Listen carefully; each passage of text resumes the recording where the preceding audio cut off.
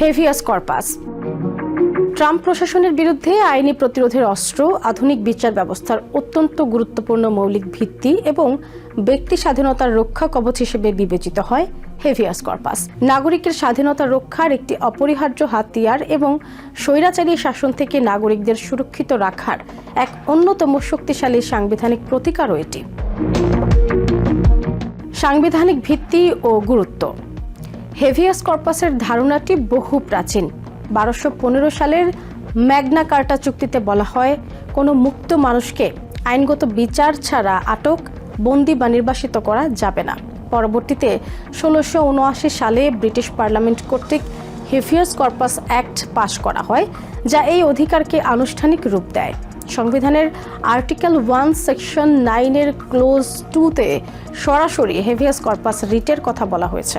বিদ্রোহ বা আক্রমণের ক্ষেত্রে জননিরাপত্তা নিশ্চিত করার জন্য এর প্রয়োজন না হলে অন্য কোনো অবস্থাতে হেভিয়াস কর্পাস রিটের বিশেষাধিকার স্থগিত করা যাবে না। এছাড়া মূল বিচারে ঘটে যাওয়া সাংবিধানিক ত্রুটি বা লঙ্ঘনকে চ্যালেঞ্জ করা যায় এর মাধ্যমে। একে বলা হয় কলেটোরাল রিভিউ। বিচার কাজ শেষ হওয়ার পরেও চতুর্থ, পঞ্চম, ষষ্ঠ, অষ্টম এবং চতুর্দশ সংশোধনী লঙ্ঘনের ক্ষেত্রে ফেডারেল আদালতগুলো বিচার প্রক্রিয়া পর্যালোচনা করতে পারে। স্থগিতাদেশের এই ধারাটি ব্যক্তি স্বাধীনতার ক্ষেত্রে অত্যন্ত গুরুত্বপূর্ণ, কারণ এই অধিকার বলে চরম জরুরি পরিস্থিতিতেও ইচ্ছামতো নাগরিকদের আটক করতে পারে না সরকার। আবেদন প্রক্রিয়া। আটককৃত ব্যক্তি নিজে অথবা তার পক্ষে পরিবারের সদস্য, বন্ধু বা একজন আইনজীবী ফেডারেল আদালত বা সুপ্রিম কোর্টের কাছে হেভিয়াস কর্পাস রিট চেয়ে আবেদন করতে পারেন। আদালত আবেদন পরীক্ষা করে যদি মনে করে যে আটকের বৈধতা নিয়ে প্রশ্ন তোলার যুক্তিসঙ্গত কারণ আছে, তবে তারা আটককারী কর্তৃপক্ষকে গ্রেফতার করা ব্যক্তিকে আদালতে হাজির করার নির্দেশ দিয়ে একটি রিট জারি করে। এরপর আদালত আটকের কারণ এবং বৈধতা পর্যালোচনা করে। যদি আটক অবৈধ প্রমাণিত হয়, তবে আদালত তাৎক্ষণিকভাবে আটককৃত ব্যক্তিকে মুক্তির আদেশ দিতে পারে। ঐতিহাসিক স্থগিতাদেশ। ইতিহাসে হেভিয়াস কর্পাস খুব কমই স্থগিত করা হয়েছে, তবে যখনই করা হয়েছে তা জন্ম দিয়েছে তীব্র বিতর্কের।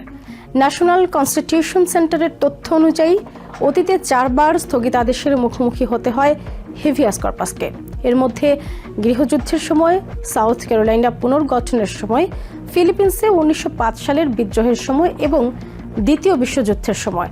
পার্ল হারবারে জাপানের বোমা হামলার পর 1941 সালে হাওয়াইতে এটি স্থগিত করা হয়। সীমাবদ্ধতা এবং সংস্কার। গৃহযুদ্ধের সময় প্রেসিডেন্ট আব্রাহাম লিঙ্কনের ক্ষমতা স্থগিত করেছিলেন, যা নিয়ে পরবর্তীতে ব্যাপক সমালোচনা ও আইনি বিতর্ক হয়েছিল। 1990-এর দশকের মাঝামাঝি সময়ে বিশেষত স্টেট কারাগারগুলোতে বন্দীদের দ্বারা প্রচুর হেভিয়াস কর্পাস আবেদন দাখিল হওয়ার কারণে ফেডারেল হেভিয়াস রিটের উপর কিছু গুরুত্বপূর্ণ সীমাবদ্ধতা আনা হয়। এর মধ্যে সন্ত্রাসবাদ বিরোধী এবং কার্যকর মৃত্যুদণ্ড আইন প্রতিষ্ঠায় সবচেয়ে গুরুত্বপূর্ণ সংস্কারগুলির মধ্যে একটি anti terrorism and effective death penalty act 1996। এর প্রধান উদ্দেশ্য ছিল ফেডারেল হেভিয়াস পিটিশন সীমিত করা এবং স্টেট আদালতের রায়গুলোর চূড়ান্ততা নিশ্চিত করা। অধিকার হারানোর আশঙ্কা। প্রেসিডেন্ট ট্রাম্পের কঠোর অভিবাসন বিরোধী ব্যবস্থাকে আদালতে বারবার আটকে দেওয়ার পরিপ্রেক্ষিতে আবেদন প্রক্রিয়াটি স্থগিতে বিকল্প রাস্তা খুঁজছে প্রশাসন। হেভিয়াস কর্পাসের সম্ভাব্য স্থগিতাদেশের পক্ষে যুক্তি দেখিয়েছেন বর্তমানে অবৈধ অভিবাসীদের আক্রমণে জাতীয় নিরাপত্তা হুমকির মুখে। গত মার্চে একই যুক্তি ব্যবহার করে ভেনেজুয়েলার গ্যাং ট্রেন ডি অ্যারাগুয়ার অভিযুক্ত সদস্যদের অপসারণের জন্য যুদ্ধকালীন আইন প্রয়োগ করে যথাযথ প্রক্রিয়া ছাড়াই নন সিটিজেনদের দ্রুত নির্বাসনের প্রক্রিয়া শুরু করেন তিনি। এছাড়াও বর্তমান প্রশাসনের অনেক কর্মকর্তাই যুক্তি দিচ্ছেন, যেহেতু কংগ্রেস অভিবাসন আদালতকে নির্বাহী বিভাগের অধীনে রেখেছে, বিচার বিভাগের নয়, সুতরাং আইনি ক্ষমতা বলে প্রেসিডেন্ট ট্রাম্পের রায় আটকাতে পারে না আদালত।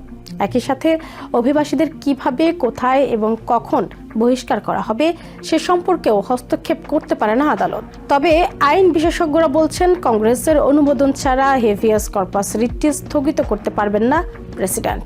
পরিশেষে আমেরিকান প্রেক্ষাপটে হেভিয়াস কর্পাস একটি জীবন্ত এবং বিকশিত আইনি ধারণা। এটি কেবল একটি ঐতিহাসিক নথি নয়, বরং সরকারের ক্ষমতার উপর বিচারিক নিয়ন্ত্রণ এবং ব্যক্তি স্বাধীনতার সাংবিধানিক সুরক্ষার একটি সক্রিয় হাতিয়ার।